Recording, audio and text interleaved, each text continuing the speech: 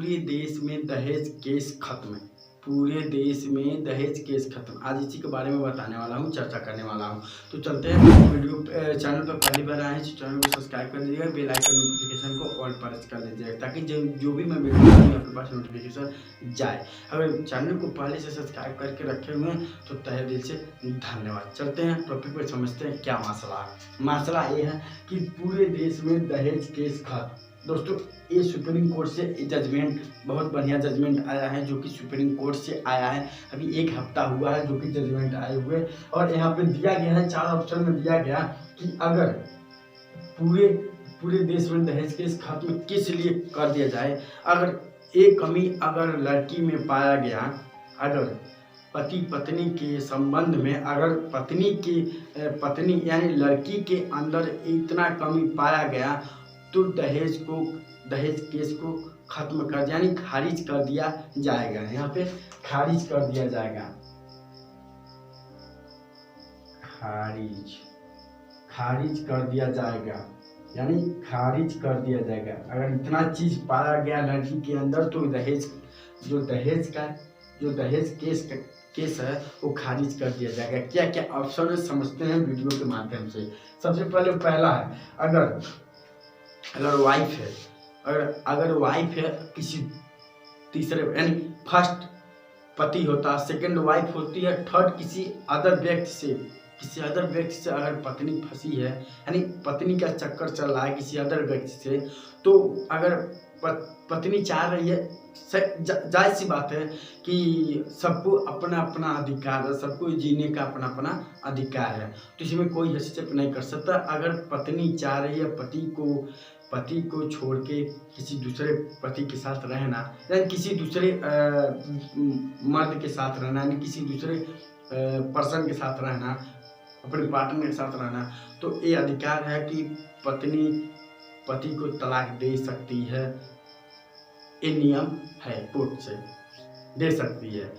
लेकिन यहाँ पे दिया गया, फर्स्ट ऑप्शन में दिया गया वाइफ अगर किसी दूसरे से चक्कर चल रहा है, तो यहाँ पे उस केस में जैसे इस पॉइंट को समझिएगा, बहुत डीपली पॉइंट को समझिएगा। बहुत अच्छा निर्देश दिया है कोर्ट ने। पत्नी का चक्कर किसी और से अगर चल रहा है, डिवोर्स देने के बाद, अगर पति डिवोर्स दे देता है, उसके बाद भी अगर पत्नी दहेज केस लगाती, दहेज का उत्पीड़न लगाती है, तो उस मामला में सुप्रीम कोर्ट को जांच करके उस दहेज केस को खारिज करना है, यानी खारिज कर दिया जाएगा। उसमें भी उस केस में दहेज केस खारिज हो जाएगा। इसको भी सर्वोपरि मान्य नहीं है, क्योंकि सुप्रीम कोर्ट का जजमेंट बहुत सर्वोपरि और बहुत मान्यवर जजमेंट आया है कि अगर उस केस में अगर लड़की दहेज केस लगाती है तो उस केस में दहेज केस को खारिज कर दिया जाएगा, यानी इसको कैंसिल कर दिया जाएगा, ये खारिज हो जाएगा। क्योंकि चक्कर किसी और से चल रहा है, इसे डिवोर्स ले ली है, अब उसके साथ रह ले, लेकिन इसे हरासमेंट की पैसा मांग रही है, खर्चा के लिए पैसा मांग रही है, और दहेज का उत्पीड़न भी लगा रही है।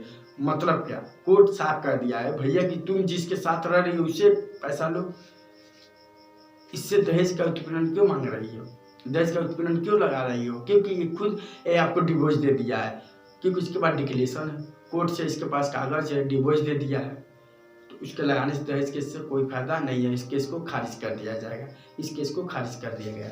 अब समझते दूसरा पॉइंट क्या है। दूसरा पॉइंट से है कि डिवोर्स, तलाक देने के बाद पति पत्नी है, अगर पति का किसी और औरत से अफेयर चल रहा है, तो पत्नी का फर्ज बनता है कि उसको डिवोर्स देके किसी और पति के साथ रहना, किसी और जगह शादी कर लेना। अगर पत्नी का चल रहा है तो पति डिवोर्स देके, यानी दोनों में जीने का अलग तरीका है। आदमी चाहे कोई भी व्यक्ति अपने हिसाब से जी सकता है, रह सकता है। ये तरीका इसमें बताया, इसमें यही मूल तरीका ये बताया गया है कि अगर पति पत्नी में अनुबंध है, पत्नी किसी और के साथ चक्कर चल रहा है, पति का किसी और के साथ चक्कर चल रहा है, दोनों में अनुबंध है, तो दोनों लोग तलाक ले सकते हैं और अपने अपने जीवन को अपने हिसाब से जी सकते हैं। उसमें ये नियम बताया गया है। अगर पत्नी किसी और के साथ चक्कर चल रहा है तो पति डिवोर्स ले सकता है। अगर पति किसी और के साथ चक्कर चल रहा है तो पत्नी डिवोर्स ले सकती है। ये नियम है। इसके ऊपर डिपेंड करता है, पति पत्नी यानी वाइफ हस्बैंड के ऊपर डिपेंड करता है कि कैसे अपने जीवन को मैनेज करेंगे, शादी लाइफ को यानी मैरिड लाइफ को कैसे वो लोग अपने स्पेंड करेंगे। तो ये नियम था कोर्ट से। उस केस में अगर लड़की दहेज केस का उत्पीड़न लगाती है तो उसको भी खारिज कर दिया जाएगा, क्योंकि कोर्ट उसको जांचेगी, जांचने के बाद सही पाएगा तो उसको खारिज, गलत पाएगा तो खारिज कर देगा, सही पाएगा तो उस पर कार्रवाई करेगी, क्योंकि उसके ऊपर केस होगा, FIR तब दर्ज होगा। इसमें भी वही है, तभी FIR दर्ज होगा, यहाँ भी होगा। दूसरा समझ गए। तीसरा समझते हैं कि बिना बताए घर छोड़कर चले जाना। ये समस्या बहुत बड़ा समस्या है। पति पत्नी में झगड़ा होता है, पति पत्नी में झगड़ा होता है, लेकिन झगड़ा होने के बाद तुरंत पत्नी बिना बताए, पति कहीं चला जाता है तो बिना बताए पत्नी अपने मायके चली जाती है, चाहे कहीं और चली जाती है। ये बहुत बड़ी जटिल समस्या सारे राज्यों में होता है, सारे जिलों में होता है कि इसका केस बहुत ज़्यादा थानों में जाता है। तो इसके ऊपर केस दर्ज कैसे होगा? तो केस दर्ज कैसे, इस कंडीशन में भी सरकार ने एक जजमेंट दिया है जो कि हम बताना चाहता हूँ कि पति पत्नी के अनुबंध में अगर घर के किसी मेंबर्स ने उसके साथ क्रूरता की है, पति के बोलने पर अगर पत्नी घर छोड़ के चली जाती है तो उस पर अगर दहेज केस, चले जाने के बाद दहेज केस अगर लगाती है, दहेज का उत्पीड़न लगाती है, तो उस केस में भी जो कोर्ट से जजमेंट आया है, सुप्रीम कोर्ट से, उस केस में भी उसमें दहेज का उत्पीड़न नहीं लगेगा। इस चीज़ को भी खारिज कर दिया जाएगा, जांचने के बाद खारिज कर दिया जाएगा।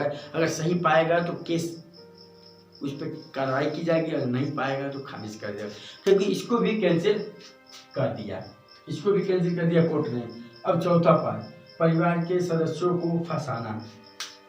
ये भी बहुत बड़ा, ये सबसे बड़ा जटिल है कि पति पत्नी में अनुबंध होता है, पति पत्नी में झगड़ा होता है, घर के मेंबर्स में झगड़ा होता है, लेकिन परिवार के जितने भी सदस्य जो निर्दोष है उनको फंसा देना, ये बहुत बड़ा एक अपमानजनक शब्द है, जो कि परिवार के किसी भी सदस्य को फंसाना बहुत बड़ा गुनाह है।